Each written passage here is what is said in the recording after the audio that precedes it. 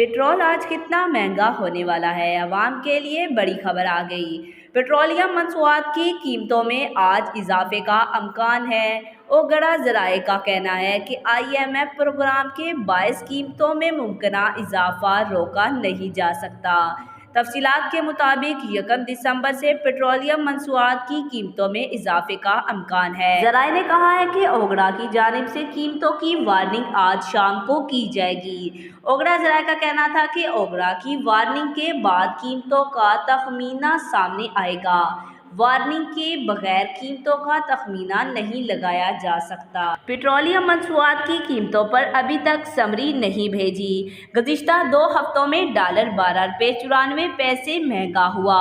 IMF programme के बायस कीमतों में मुमकिना इजाफा रोका नहीं जा सकेगा।